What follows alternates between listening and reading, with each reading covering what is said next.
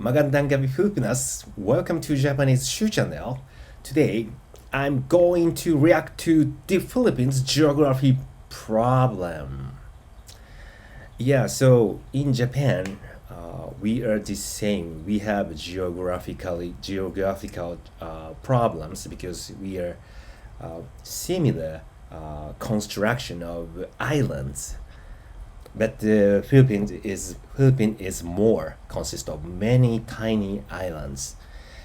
So let's watch this and let's find out what is problem in the Philippines.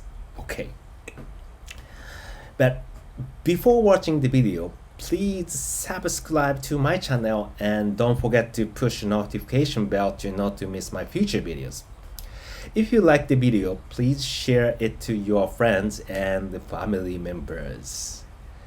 Okay, let's The Philippines go. is an The Philippines is an archipelago nation filled with 7,641 islands across an area of 300,000 square kilometers. This makes it the second largest island country in the entire world, Wow. just beside Indonesia. This diversity in geography has brought in a myriad of unique offerings, from its culture to food and people. Yet, this perceived uniqueness is actually a problem to the very growth of its economy. Oh, what's It problem? might even be among the reasons why the Philippines economy has not yet reached its full potential, and it might also be a contributor to why there are so many people flocking into its metropolitan region. Oh. You see, a nation that has several islands within them means that transportation, Oh, a key economic activity transportation. and source of growth, is going to be difficult to achieve. Because the construction of roads, bridges, or even railways is likely true. going to be a lot more expensive than if it is done without the need for consideration of the bodies of water. I mean, we did see numerous numbers of government's infrastructure planning in the past already, where they tried, and at some projects were successful in connecting island to islands. Yet, at the same time, they were relatively expensive, and as the Philippines is still a growing nation, the affordability of the government to get all these bridges over waters are not really sustainable. One of the most notable occurrences in the past was the famous San Juanico Bridge. It connected the islands of Leyte and Samar by linking to the city of Tacloban to the town of Santa Rita. And it wasn't a very long bridge. It only stretched no more than 2,164 meters. Yet at that time, the construction cost had resulted in over 22 million US dollars. Adjusted for inflation today, it would have cost us over 246 million dollars, presumably making it one of the most daring and expensive mega projects done at that time. And this is not even the only transportation link that we have seen so far. The government of the Philippines has constructed several more after this and is even looking to connect every single major island to one another, regardless of how far it is from each other.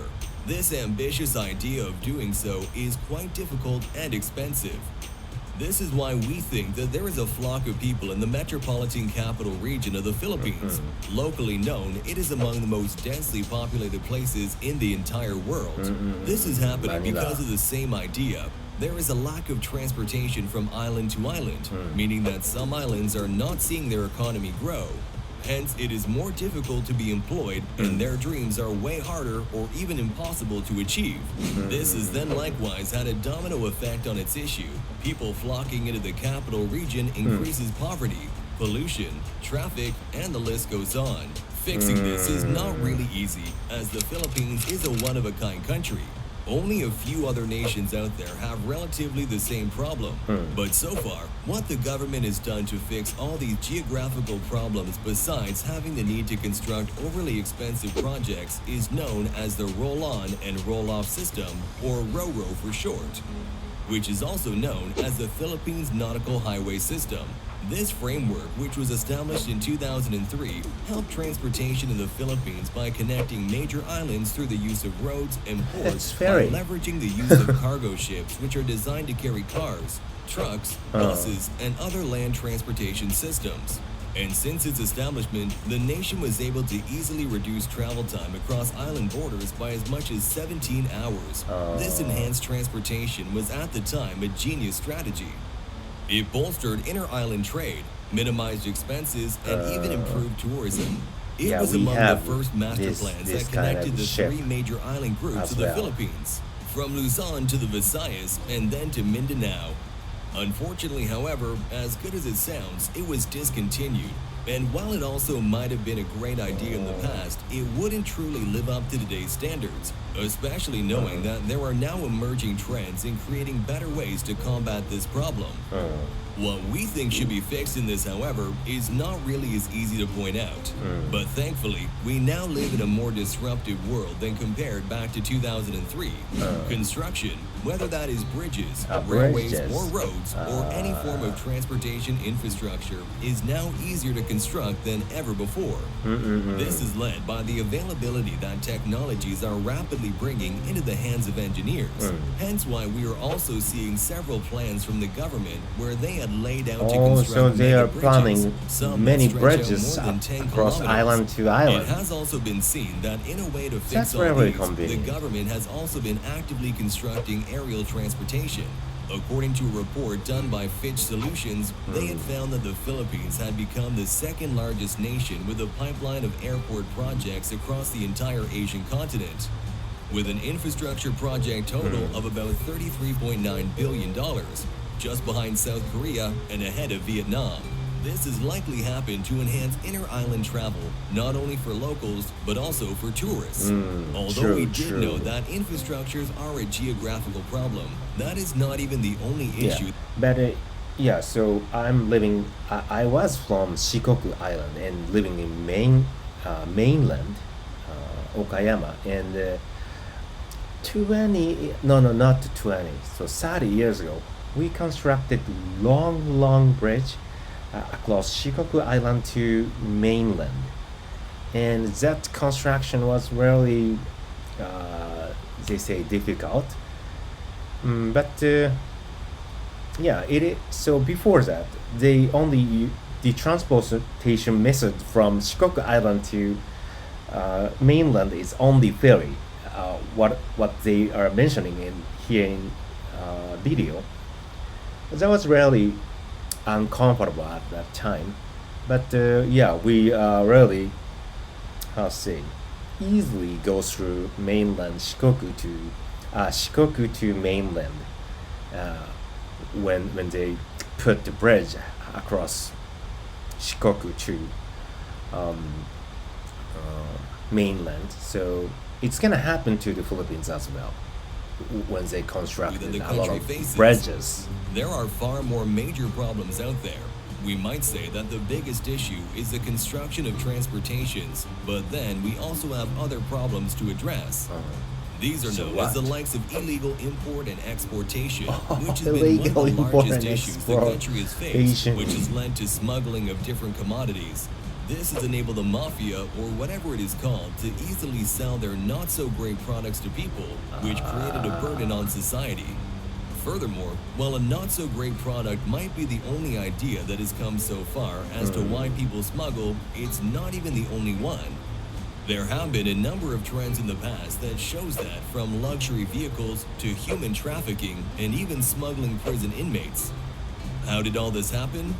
Well, as simple as it is, the Philippines has too many islands, and it does not have the capabilities or human capital to protect and oversee every single occurrence that happens in each of these. Yeah. Another set of problems is the continuous rise of illegal fishing, which, according to a report done by a professor from the University of the Philippines, has shown that illegal fishing is making the Philippines lose about $100 billion a 100 year billion. because But it degrades what the kind of ocean's fish is ecosystem. illegal to This has then forced the Philippines to catch? have poor ocean health, as the Ocean Health Index shows that the nation's ocean health has an index score of 63 out of 100, lower than the global average of 70. Moving on, while there are several issues that the Philippines faces with its geography, there are also advantages to it. We could attribute it to the fact that it belongs to the Association of the Southeast Asian Nations, or ASEAN for short, because this bloc is prepared to play an important role in the world's economy in the future. Or, as notorious as it sounds, there are also advantages in being very close to China. The import and exportation of goods and services would not be expensive and not lead to high costs compared to its relations with the US. But these are rather subjective, as some may note that while relations with China are good, they could also be bad. This could also lead us to say why the US had been keen on the Philippines in the first place. But then again, it had its own pros and cons. Regardless, the Philippines may face severe challenges, but we think that there is always room for growth. Yeah. I think Philippines will grow over time. I think it's soon because I'll say economic growth rate is really high in the Philippines.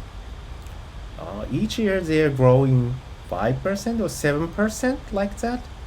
That's amazing.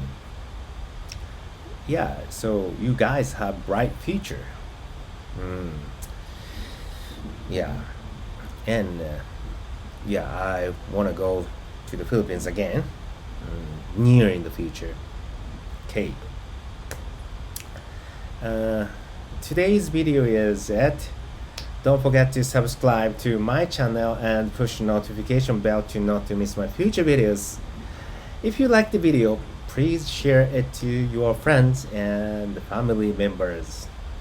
Thanks for watching. See you again. Sam up. Bye bye.